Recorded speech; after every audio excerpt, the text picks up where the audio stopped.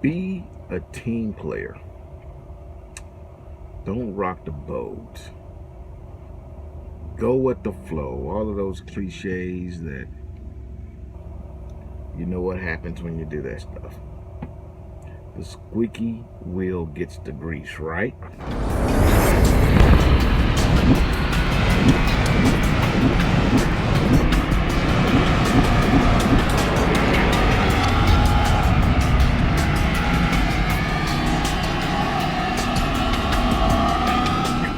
Of the tubiest. That's you, and I'm 50 plus. So all those little cliche things. Don't buck the system. Squeak wheel gets the grease. Be a team player. All of these things in respect to the workplace has its place, and it has levels of acceptance. Okay, and if you're that type of person where you always the squeaky wheel, then guess what? It's not a squeaky anymore. It's a goddamn problem. It's a noise. It's not good, and probably won't be there very long. However, when things aren't going right, obviously wrong, and you speak up, and those things get taken care of, and then the process, the workflow becomes a lot easier, a lot simpler. Well, you were the grease to the squeaky wheel, and that's a little bit different. You keep on going, keep on going, keep on yapping, keep on fighting. You become the squeak, not the grease. You know what I mean? Okay. So all the other things, man. I mean, they can have a negative undertone to them. Even if you were talking about, well, be a team player, all this good jazz. It sounds good, but it has a negative undertone because all your other fellow coworkers just call you kiss ass. And it can make for a hostile work environment. So I get it. So now I will explain something to you. This is going to work. This actually happened to me. So, of course it happened to me in transportation, but a scenario like this can be happening on any job.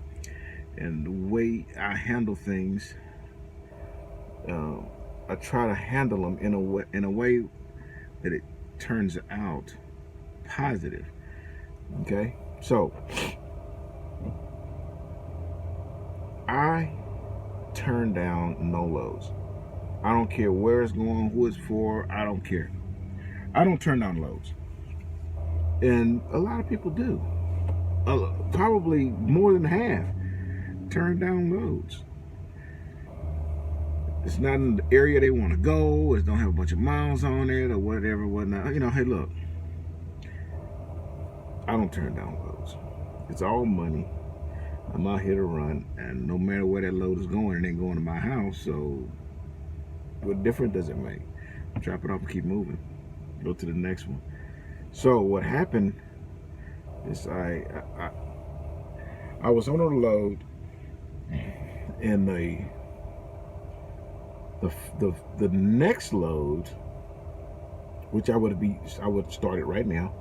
That the next load was gonna take me to Denver, and then from Denver I was gonna go to Salt Lake because I need to get a new truck. And the load I was on, it took them almost 4 hours to load my trailer, and I was just gonna make it, So the 4 hours hurt, and that's put me way behind, to make it at the time I wanted to make it. Okay, that way I could get the next load, start heading to Denver. So when they realized that it was 4 hours into it and I hadn't been finished loading yet, they said, hey man, we might have to pull that load off of you because we need to make sure it's going to be on time. So I replied, I'm going to run this load that I'm on. As soon as they get me loaded, I'm going to run it hard, and hopefully I can get it there to yesterday, which was the same day. Pick it up and drop it off a little over 400 miles away the same day. After they loaded me late. So, the chances of it happening wasn't that good. And I understand what they were, I'm talking about the planners, I understand what they were saying, okay, because it didn't look good, okay. Uh, but anyway, they unloaded me, and uh, I sent the macro and told them, okay, I'm loaded, send my loaded call, I'm rolling. And they sent another message, and of course now I'm driving, so I can't even read the message. So I get a phone call. Phone call say, "Hey, we take the load off you, the next load, because you ain't gonna make it on time." The call comes, so you're gonna be 10 hours late on this load. I said, "Well, go ahead, take it off." I said, "But the load I'm on right now, I'm gonna deliver it. I'm gonna deliver it on time, even though they made me 4 hours late. I'm gonna deliver it on time, 400 miles away from here." He said, "Okay, well, you know, they're not gonna say you ain't gonna do it. They ain't gonna talk like that. You know, they're gonna be respectful." And I've never had anybody talk crazy to me at Swift. I'm telling you. I mean, I don't know what the hell all this shit about Swift came from. I don't understand it, man. I don't understand where it began. I actually don't, because I ain't witnessing none of that shit. So, anyways,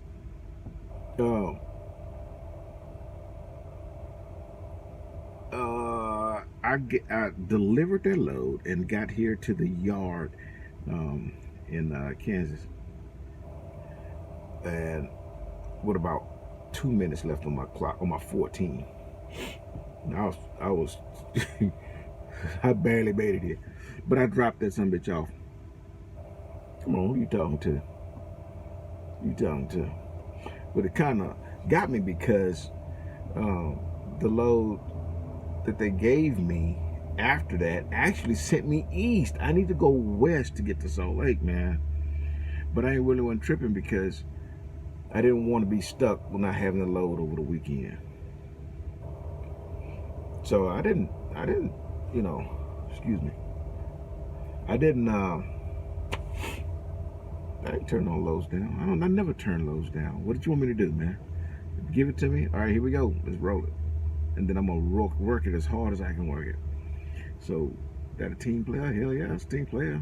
You know, I don't consider myself a suck up or anything like that. I'm just doing my job and doing it the best that I can do it, and I'm hoping for positive results.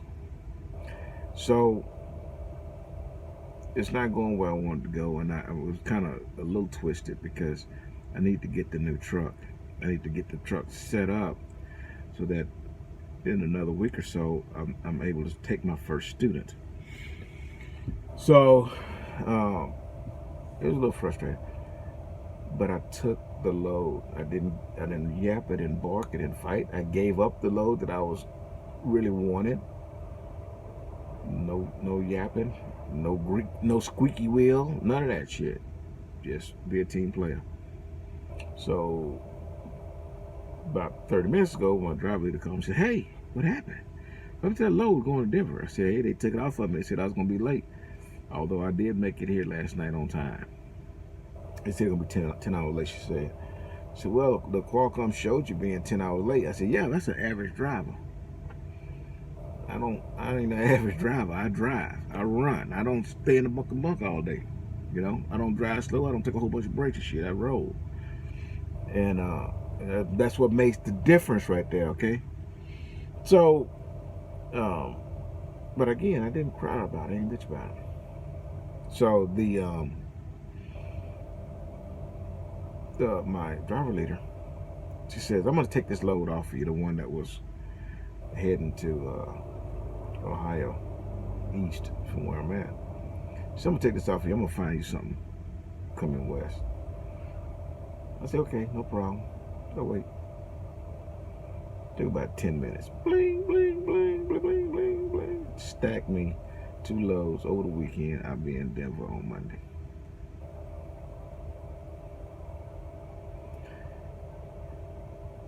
All I'm trying to say to you guys is, when you get out here, it's important that you build a good rapport with the planners. Build a good rapport with your driver leader.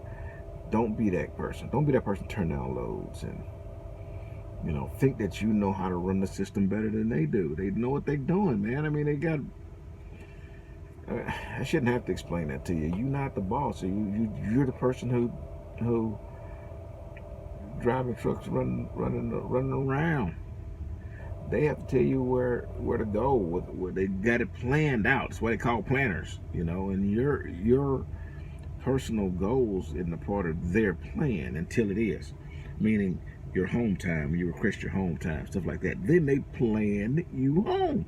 You want them to do their job to get your ass home, don't you? Why you want them to do their job all the rest of the time? I promise you, if you do what you're expected to do better than you're expected to do it, then you can do whatever the hell you want. Things will work out for you. It's gonna go your way. See? Now, it doesn't matter what kind of work you do. If you don't even get into transportation, whatever you do, you know, do it with some heart, man. Do it with some pride. Take care of your business. Okay? Now, I'm about to go get started on this run. I'm gonna, the one they just put on me, I think it's, I don't even know where it goes, but I think it's just home messaging. Just under, it's just under 5 hours of run time for me to get there and drop this off, and then I'm gonna pick up the next one and run to Denver from there. So later on this evening I'll post another video, let you know what happens. Here we go. Hey everybody, 50 Plus here. What do I do when my recruiter won't return my calls? They're lying to me. They don't have answers to the questions I'm asking. Problem is, once I get those questions, it's already too late. Industry standard. Once a recruiter has got you, they got you. You belong to them. At the end of this video, I'm going to give you my recruiter's information. Her name is Autumn, and if you're thinking about joining Swift, that's who I want you to contact. You give her a call. She's going to send you through the process.